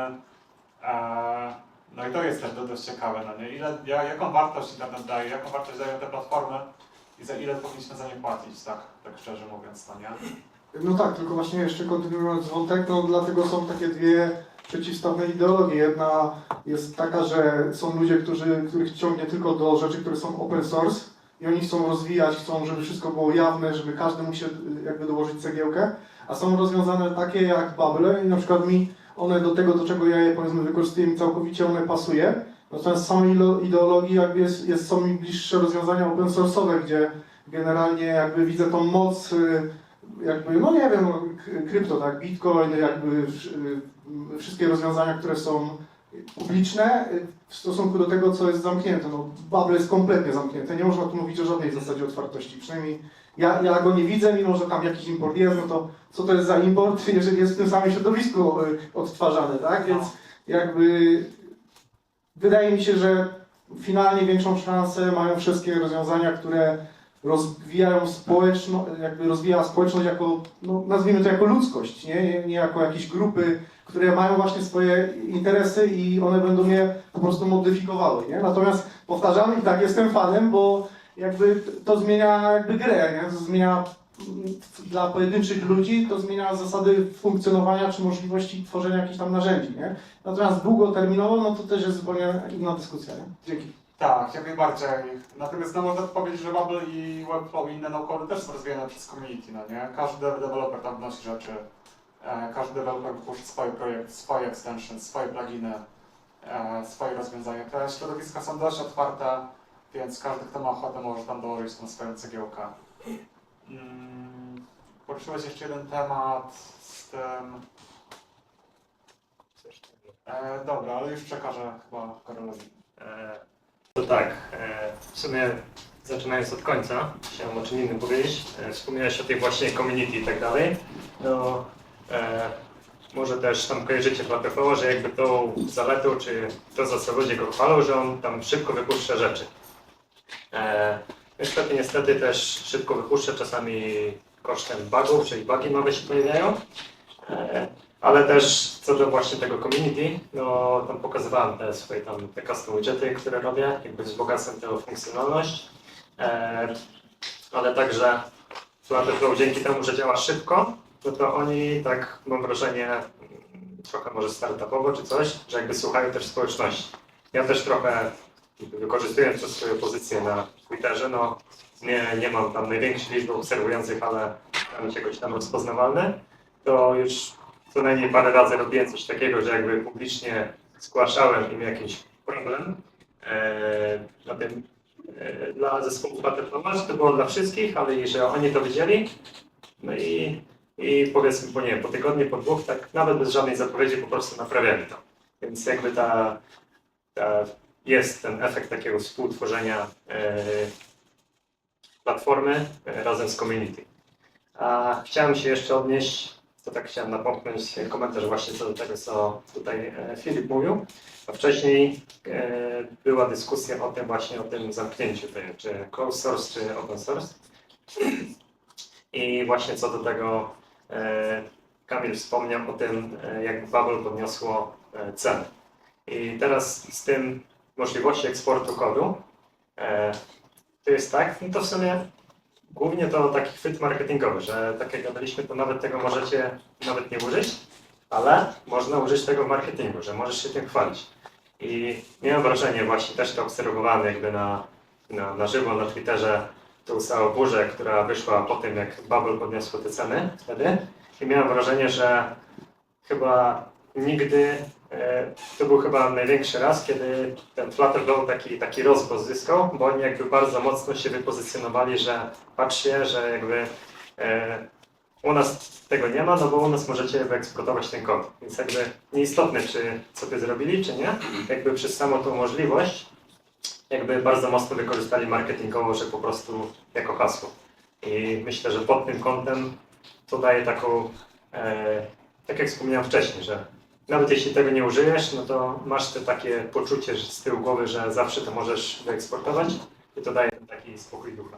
Tak, no i na tym też właśnie jak była ta burza związana nie z podwyższeniem, tylko ze zmianą modelu celnego z Bubble'a, to też na przykład dużo osób zadeklarowało, że się przenosi na WeWork, że na inne technologie, ale potem jak kurz opadł, jak ludzie sobie na chłodno zaczęli to przeliczać, to wyszło, że część osób się przeniosło, ale takich, które w ogóle i tak by nic nie płaciły. A prawda jest taka, że dużo ludzi właśnie hejtuje Bubble'a, że to, że tamto, że coś im nie pasuje, że im nie odpisują, że czegoś nie zrobili. Bubble ma duży dług technologiczny, który próbują teraz ogarnąć z udziałem środków do inwestorów i krok po kroku rzeczywiście to poprawiają. Nie można powiedzieć, że im nie zależy. Tak? To jest ostatnie, co można im powiedzieć o nich, że im nie zależy. Mają spory bałagan czasem, bo trochę są to startupem, trochę wielką firmą już, która ma ileś milionów użytkowników i 100 milionów dolarów dofinansowania. Natomiast cały czas to community jednak jest aktywne. Sporo osób się wyniosło z Bubble'a, bo po prostu było zawiedzionych Bubblem, że idą rzeczy za wolno, natomiast te rzeczy idą. No i z mojej perspektywy ja mam też taki kanał na YouTubie, na którym robię wywiady właśnie z agencjami Bubble'owymi, no-codowymi w ogóle i projekty, i pokazuję projekty no-codowe. To trochę wygląda tak, że dużo ludzi po prostu krzyczy, narzeka, to mi nie pasuje, to jest źle, to do dupy, a ludzie, którzy chcą na tym robić biznes, to po prostu robią swoje projekty, zarabiają naprawdę bardzo duże pieniądze, dobre pieniądze i tyle, tak. No. Wszystko ma swoje wady. Natomiast można siedzieć i szukać tych wad, szukać dziury w całym, można po prostu siedzieć i robić projekty, robić biznes, rozwijać. Jeszcze dodam tylko dwie rzeczy, że pierwsza, wydaje mi się, że to jest super, że mamy różne rozwiązania na rynku. Mamy otwarte, mamy zamknięte, zamkniętych mamy setki, więc jak nam jedna nie będzie pasowała, no to możemy zawsze przejść na drugą. Może się to będzie wiązało z przepisaniem kodu, natomiast nie będzie się koniecznie wiązało ze stratą czy utratą firmy. Więc trochę czasu możemy jakby stracić na tym.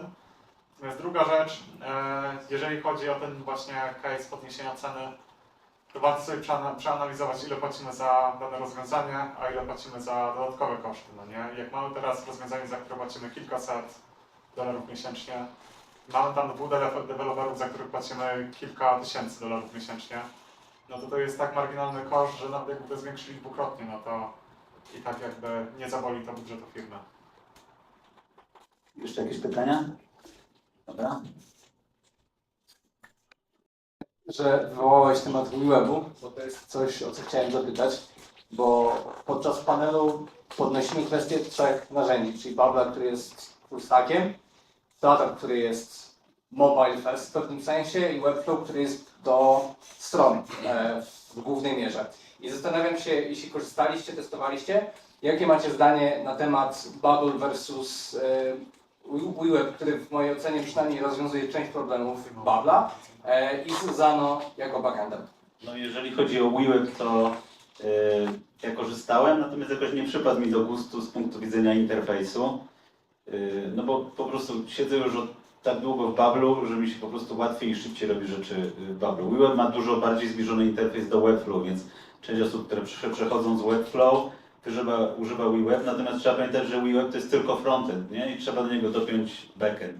A jeżeli mówimy o Zano, no to już nie jest taka zabawa jak w Bablu, tylko tam naprawdę trzeba, no tak jak mówiłem, trzeba wiedzieć, co się robi. Zano nie jest łatwe. Jest super, natomiast nie jest łatwe. Spoko, dzięki. Ja próbowałem skorzystać z WeWeba, ale też totalnie mnie nie przekonał. Nie widziałem po prostu case'u, dla którego on miałby sens. No bo z jednej strony super, że to jest osobny frontend, bardzo fajnie. Większość aplikacji, które też realizujemy, potrzebują mieć SEO. No, żeby mieć SEO w WeWebie, no to musimy niestety deployować ręcznie za każdym razem, kiedy dodamy coś do bazy danych. To dla mnie to jest od razu dyskwalifikacja, bo no po co mi frontend, który teoretycznie ma SEO, bo jest oparty o Vue, więc no ma tam ten server-side rendering, ale muszę ręcznie to deployować. To gdybym chciał stworzyć jakiś marketplace czy cokolwiek innego, to bym nic nie robił, tylko cały dzień bym siedział deploy, aplikacja byłaby nieużywalna. Automatyzację by trzeba było napisać do tego. Tak, ale nikt nie mógłby korzystać ze strony, bo cały czas by wyskakiwało ci się z strony, bo nowy rekord został dodany, nie? Więc WeWeb myślę, że byłby spoko do jakichś specyficznych rozwiązań, ale mówię, właśnie mając Babla, gdzie możemy zrobić sobie tego full stacka, czy mając właśnie Zano, gdzie możemy połączyć to naprawdę z custom frontendem i wtedy mamy ten server-side rendering automatyczny, który się nie musimy martwić. Nie widziałem zastosowania po prostu dla nas. Zano też można połączyć z Bablem, no więc ja też patrzyłem to pod kątem planów cenowych i jeżeli mówimy o WeWeb, to nie jest tak na przykład, że ten WeWeb frontend jest tańszy od Babla, który jest full stackiem. No Babla też możemy połączyć z Zano, więc z perspektywy to tylko kwestia tego, że komuś bardziej pasuje edytor, ale jak mówię, no w Zano to już sobie łatwo rzeczy nie zrobimy. Dobra, tam kolejne pytanie, jakbyś przekazał mikrofon tam koledze. Okej, cześć. To ja pytanie mam takie, czy widzicie jakieś ewidentne różnice w procesie wytwórczym oprogramowania z perspektywy jakby low-code, takie standardowe podejście? To ja może powiem, ja to widzę, jak właśnie dużo czasu spędzam w społeczności, rozmawiając z agencjami. Agencje i deweloperzy no-code dzielą się na dwie grupy. Pierwsza to jest grupa, która wyszła z ludzi, którzy zajmowali się wcześniej softwarem i u nich ten proces jest taki, jak zupełnie w agencji software'owej, tak jak na przykład Kamil mówi, tak? No to ten proces się niczym nie różni. A druga grupa to są ludzie, którzy nie mieli do czynienia nic wcześniej w ogóle z programowaniem, tylko na przykład no, zaczęli i też mają agencje no-code'owe, też robią na Bablu, nie mają typowego procesu wytwórczego oprogramowania i też to działa. Pewnie ktoś weźmie tą aplikację i tą aplikację, to będzie lepiej zaprojektowana, a tamta gorzej. Natomiast i ci robią pieniądze na tym, i ci robią na tym pieniądze. Tak, to tak powiem z obserwacji. Ja widzę jedną różnicę w mojej opinii, mianowicie taką, że działając na narzędziach czy low-code, czy no-code, zauważam takie coś, że bardziej skupiamy się na wartości biznesowej aplikacji, niż nad zastanawianiu się nad tym, jak powinniśmy w ogóle podejść od technologicznej strony do realizacji jakiegoś projektu, jak w ogóle podzielimy te zadania i tak dalej, to wydaje mi się, że to jest główna przewaga, jeżeli mówimy właśnie o samym procesie wytwórczym. Super, dzięki. Ja jeszcze jedną rzecz tylko dodam. Jako że Webflow jest trochę toporny, jeżeli chodzi o web appki, to my też często robimy walidację, czy coś jest proste do stworzenia, czy ciężkie do stworzenia i na podstawie tego czasem odrzucamy projekty. Okej, to Filip, ja mam takie pytanie do Ciebie, bo powiedziałeś na samym początku, że stworzyłeś organizację kilkunastoosobową, ludzi, którzy po prostu chcą coś robić, nie trzeba ich pilnować i jest fajnie. I w sumie nawet nie wiem, jak Ci zadać to pytanie, ale jestem bardzo ciekaw, nie wiem, jakichś Twoich ogólnie, jak to wszystko działa, jak to wygląda, jak się samo organizujecie. Wiesz co, to może za dużo powiedziane, że ich nie trzeba pilnować, bo nad niektórymi rzeczami trzeba pilnować niektóre rzeczy, no nie? I taką rzeczą jest również nasza ludzka cecha, czyli ułatwianie sobie życia, no nie? A jeżeli chodzi właśnie o software, to czasem to ułatwianie sprawia, że jakość spada, więc nad tą jakością i standardami deweloperskimi dużo spędzamy czasu i dużo jakby sprawdzamy, no nie? Czy jakość rozwiązania, które budujemy, jest wystarczająco dobra. Bo wiemy, że jeżeli tego nie będziemy robić, no to odbije się to czkawką. Natomiast jak to jest wszystko poukładane? Pracujemy zdalnie, pracujemy z różnych części świata. Jak przychodzi zima w Polsce, no to połowa zespołu wyjeżdża sobie. Ludzie są bardzo zmotywowani i nie trzeba ich pilnować pod względem tego, czy pracują, bo mają dużą odpowiedzialność na sobie. No i jakby na nich spoczywa, czy dany projekt pójdzie do przodu, czy nie. Mają bezpośredni kontakt z klientem, więc bezpośrednio klient ich rozlicza z ich prac. Więc jak nie zrobią swoich zadań, no to klient będzie miał zapytanie najpierw do nich, potem do nas. No i wróci kółko, no nie? Dlaczego to nie zostało zrobione i tak dalej. Ale takich sytuacji jest bardzo mało, więc jakby wydaje mi się, że takimi kluczowymi czynnikami jest to, że ludzie lubią to, co robią i są zmotywowani, żeby iść dalej i widzą tą drogę, no nie? Że nie stoją w miejscu, nie zatrzymali się i powtarzają swoje rzeczy, tylko dużo jest jeszcze przed nami, żeby się nauczyć, żeby rzeczy opanować. A to tak jeszcze tylko dopytam, bo wspomniałeś na samym początku o jakości. W sensie, czy to też jest takim kluczem po prostu, żeby trzymać jakość, jakiś standard, żeby to było przemyślane, nie wiem, architektonicznie, nazwijmy to, od samego początku. I no bo tak zakładam, że to dużo błędów później eliminuje, nie? W dalszym etapie. Specyfika naszych projektów jest taka, że często na początku już w pewnym sensie jest określona. Chociaż może tutaj trochę kłamie, bo mamy dwa typy projektów. Pierwszy jest taki, że dostajemy projekt designowy i musimy go zbudować. Drugi jest taki, że przychodzi do nas klient, który ma już pewne rozwiązanie i zazwyczaj musimy je zoptymalizować. Więc w tym pierwszym case'ie nie musimy mieć żadnego procesu, nie wiem, zarządzania taskami, bo naszą to-do listą jest Figma. No nie, jakby celem jest przeniesienie 0 do 1, znaczy 1 do 1 tą Figmę na kod. Więc jakby wszystkie zadania są już dość dobrze zdefiniowane. Natomiast jeżeli chodzi o jakość kodu, to jest tutaj kluczowe, bo jeżeli budujemy coś dla biznesu, czyli powiedzmy stronę internetową, której celem jest zgarnianie, szerzenie biznesu, pozycjonowanie dobre oraz dalszy jej rozwój, to ona musi spełniać dużo różnych warunków. Jednym z takich warunków jest mała ilość kodu, czyli ten kod musi być bardzo skalowalny. I mamy zarówno jakby no dobra, mamy swoje standardy, które przekształciliśmy z innego frameworku do budowania kodu. No i staramy się w tych standardach mieścić zawsze. Wiemy, że te standardy są zoptymalizowane pod osiąganie celów biznesowych. No i to jest dla nas kluczowe, żeby projekty, które wypuszczamy, były z tym zgodne. Natomiast jest jeszcze jedna rzecz, która jest kluczowa i o której się rzadko myśli. Jeżeli twoją personą jest właśnie marketer, to projekt też trzeba przygotować pod osobę techniczną. No nie, ona musi utrzymywać ten projekt dalej. Często ludzie chcą sami jakby rozwijać dalej te projekty. No i tutaj też bierzemy to pod uwagę. Jeżeli to jest osoba nietechniczna, która będzie dalej rozwijała ten kod i mamy taki case, gigantyczna firma zatrudnia 5000 osób, finansowanie ma 600 milionów i mają dość nieodpowiedzialnego marketera, który sobie lubi wejść na tą stronkę i chce sobie tam poklikać, to musieliśmy tą stronę tak przygotować, żeby on miał minimalne możliwości rozwalenia globalnie layoutu. Tutaj już mniej wykorzystujemy globalne funkcje CSS-a, mniej mamy globalnych klas, a więcej takich rzeczy, które jak coś wywalimy, to tylko w jednym miejscu w całej aplikacji. Dobra, słuchajcie, zbliżamy się do końca. Jeszcze na koniec takie jedno pytanie.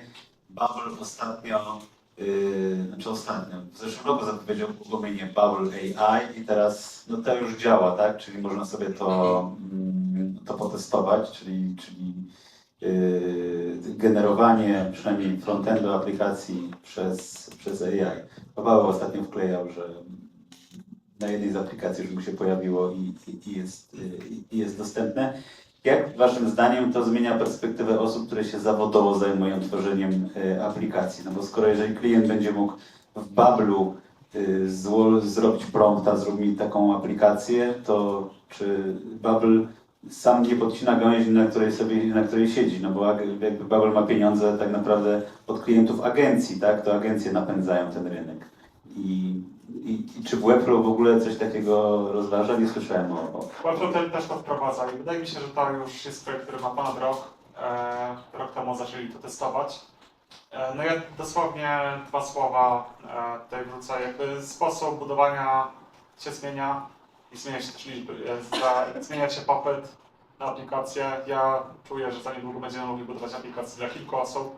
Aktualnie każdy twórca myśli o tym, żeby skalować się i mieć setki tysięcy użytkowników, natomiast według mnie czuję, że za niedługo każdy z nas sobie będzie swoje własne aplikacje budował dla swojej rodziny, dla siebie, dla kręgu znajomych, więc jakby tych aplikacji bardzo dużo rośnie.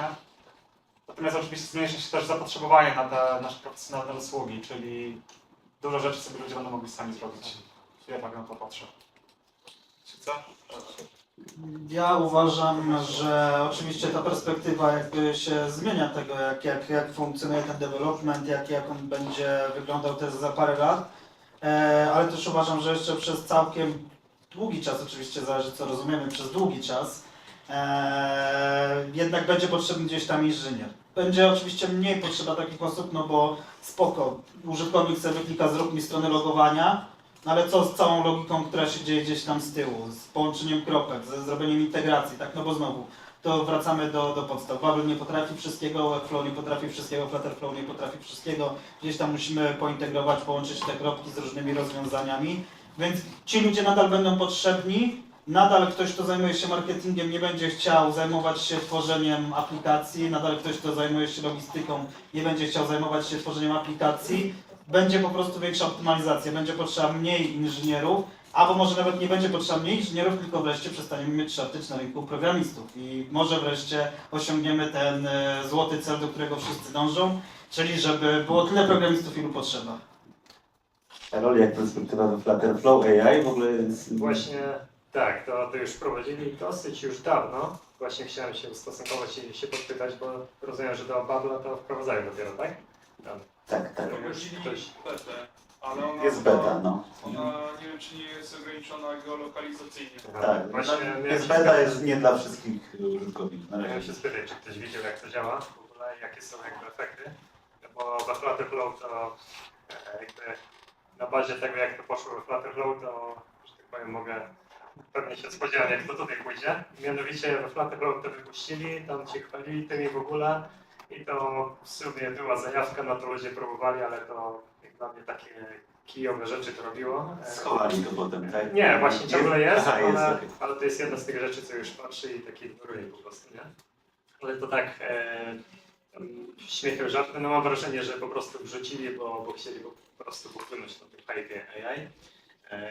No i nadal to jest, no, dla różnych tam struktur to dalej, czyli że można generować na przykład struktury do bazy danych, to jest akurat, to działa dobrze i fajnie, no ale to też jest proste do zaimplementowania, tak? No bo to jest po prostu struktura. Zrobili też generowanie tam strony czy jakichś widgetów, no i tutaj to już dosłownie rzut kostką, albo to pójdzie, albo nie pójdzie. I to już bardzo różnorakowo działa. I myślę, że to się sprowadza do tej kwestii właśnie, co Kamil wspomniał, że okej, wygeneruje nam ten załóżmy, że to będzie już działać dobrze. AI wygeneruje nam ten komponent, stronę, no ale co dalej? No nadal trzeba, jakby ta strona musi być jakby spersonalizowana do tych wymagań użytkownika. Czyli nadal trzeba to zrobić tak, żeby to pasowało do nas, a nie do każdego wypadku, powiedzmy. Więc to jest ta kwestia, że uważam, że no, nawet jeśli to będzie dobre i sprawne, no to i tak jeszcze trudno, jeszcze daleka droga, żeby to działało dobrze, żeby to czytało za nas myśli de facto.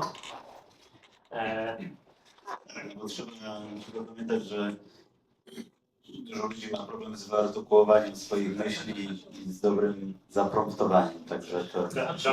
A po chwili, dobra, ja to sam zrobię. Tak, bo to jest właśnie też trochę to, co powiedziałeś, czyli wiesz, Jakiej wielkości musiałby być prompt, żeby opisać jedną stronę, jaka ona ma mieć logikę, jak ona ma wyglądać, nie? Więc w tym momencie co, ten prompt byłby, wiesz, takiej wielkości, takiej, no, bardzo wiele szczegółowości i tutaj powstaje pytanie, czy rzeczywiście pisanie prompta będzie łatwiejsze i szybsze niż po prostu, wiesz, wyklikanie tego i od razu, wiesz jak to wygląda, wiesz jak to działa i czy jest rzeczywiście dobrze, no bo sam to zrobiłeś, nie? Tak. Tak jeszcze kończąc właśnie, takie interfejsy typu point and click całkowicie nie znikną, bo czasem jest łatwiej coś pokazać palcem niż wytłumaczyć.